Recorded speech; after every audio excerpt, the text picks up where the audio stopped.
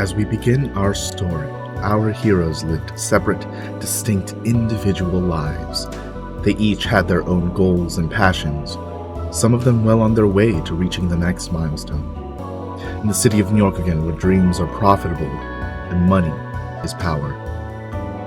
Our android hero, Shell, is part of Traces Technologies, a megacorporation that earned its title of making strides in prosthetic and human augmentation technology. One day, they receive a dossier that contains information about a plan brewing. Much of the dossier is redacted, but what they can glean from it is a conspiracy for another megacorporation to break ground and gain advantages over others illegally. Shell and his partner begin making plans to form an undercover team to gather this information. Shell's partner, Kara, begins working on all the back-end necessities, including research into the best possible candidates who would eventually form our party. Our Silkwing heroine, Zeneca, is an investigator with a curiosity for history and a penchant for magical items. She works through countless gigs and makes a good amount of income, enough to support herself and make enough to help her mother and father, who are in a net cafe a few neighborhoods down. She visits often and sees her twin brothers there, helping around the cafe or goofing off into the early hours of the morning. Zeneca begins picking up some unusual rumors around town. As she begins digging around those rumors, she's contacted by Carl. Their interaction is dodgy at best, but Zeneca eventually agrees to a meeting. Arcano hero Darwin works at a firm as a consultant on all matters. Often, this leads him to do investigations and feels like more detective work than consultation, but any information is good for the job. Darwin has made a name for himself in his workplace. Even though he's young, he has the respect of his peers and is often asked for help around the office. He is the partner of the office chief and works the most difficult and intricate jobs. Darwin is also very cautious, which makes him especially good for jobs that require a delicate touch. His penchant for technology only makes him a more valuable asset.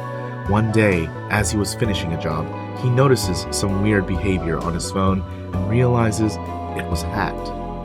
Kara contacts Darwin and eventually convinces him to a meeting as well.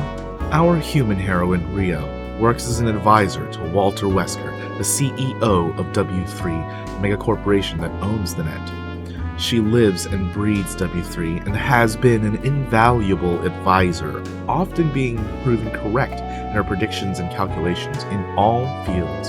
This natural gift of hers has led W3 to solidly plant themselves as the only net source worth having. But living under a megacorp is only a blessing in disguise. She receives a message from Kara one day as she accompanies one of the higher-ups to a trade show convention for cybernetics. She is offered an opportunity to escape, and reluctantly, against every fiber in her being, agrees to a meeting. Now our heroes gathered together on little ground, but they gathered for this meeting to learn about the job and rooting out more information. The only lead they have to go off of is a name, Damian Belinsky. The group trades contact information and agrees to meet back together in 1 week's time to recollect their findings and come up with the next step of their plan. Damian is a hard fellow to track down.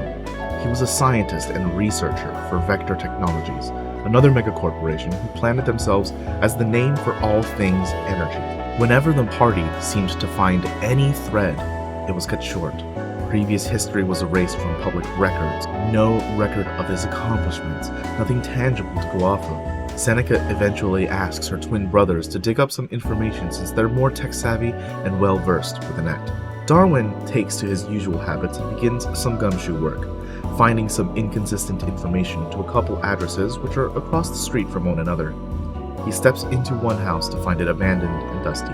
Combing through the house, he doesn't find much and decides to connect to the home system to download as much information as he can. Later on, he learns that the house had exploded just before sundown. He asks Shell and Zeneca to accompany him to the next location as a measure of safety.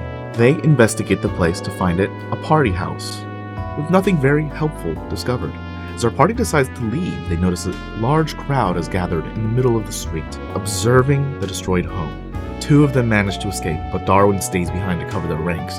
He attempts to incite the crowd to cover his own escape, which backfires on him. Zeneca turns back for Darwin and conceals the crowd in a cloud of cocaine before running away from the police. Meanwhile, the twins seemingly do find some information, but they're taken to jail for breaking corporate law. Zeneca eventually bails them out to learn Damien has gone into hiding and has begun a new research project. Now, you might be asking, what about Ryia? What was she doing? Well, while all this was going on, our heroes also have to deal with life. Ryia being in an advisory role to the owner of W3 means she has little to no breathing room and needs to be as conspicuous as possible. If she wants to escape, she has to wait for the right moment, so she bides her time. As she waits, Walter asks to see her, and the two have a private conversation. He presents her with a contract that would make her an official employee under W3, something that would provide her even more benefits than she has now. She comes to a crossroads. Does she trust in the company and take the position, or does she stick to the plan and run as fast and far as she can? Just like Ryia, our other heroes have their own problems to deal with. Darwin walks into work one day to find his boss has suddenly vanished. Everyone in the firm looks to him for answers, at least temporarily, and Darwin assumes the mantle of being the manager. On top of signing off on firm jobs, he now has to consider the incomes of everyone working for him while trying to figure out what happened to his boss and continuing the investigation of Damien. That employee payout is coming out fast. Not only Darwin, but Zeneca have to think about her own life stresses. It's nearing the end of the month. Rent is due soon. She's falling behind for the first time in years. Of course, this happens to be the same month that she stumbles upon a cat in need of help. This cat's hurt in some way and very wary of strangers. Eventually, Zeneca befriends it and gives it a home, naming her Nyx. While in her care, she finds that the cat has some surgical scars and a deep level of anxiety that no pet should rightly have. The cat wreaks havoc in Zeneca's apartment while she's away. Shell is the only one not concerned. Being a well-regarded employee of Trace's has some benefits, including your living expenses paid and a company-issued credit chip for his wages. Money seems to be the least of Shell's concerns, but what does concern him is when Kara doesn't show up to work. A bit anxious and suspicious all at once, he leaves to find her at her apartment, having spent the night working without taking any breaks. Relieved at the sight, Shell leaves to go get some coffee, but this day is just getting started. Darwin comes into work to find one of his employees hasn't come in. No contact, no answer. He remembers them last night asking for confirmation to sign off on a job, but forgot to reply. When he checks in with his employee's locator, it seems like they're running. They never clocked out, and they're on the other side of town. Darwin eventually catches up to him and takes down 2 Triad members, getting to his employee. They have a briefcase, which is supposed to be delivered to the underground for a hefty sum, no questions asked. The amount was no joke and could have paid half the firm's rent and wages this month by itself. Darwin checks his employee into the hospital, takes the briefcase for him, promising to deliver the package. Since the underground can be dangerous, he asks Shell to come along with him. Zeneca said she would be available late into the night. As Darwin and Shell wait for her, they get curious and decide to open the briefcase to see what could possibly be so important. They open it to find an orb of raw, magical energy. Shell takes it and begins seeing visions. Darwin calls on Zeneca immediately, but she's still reluctant to come by.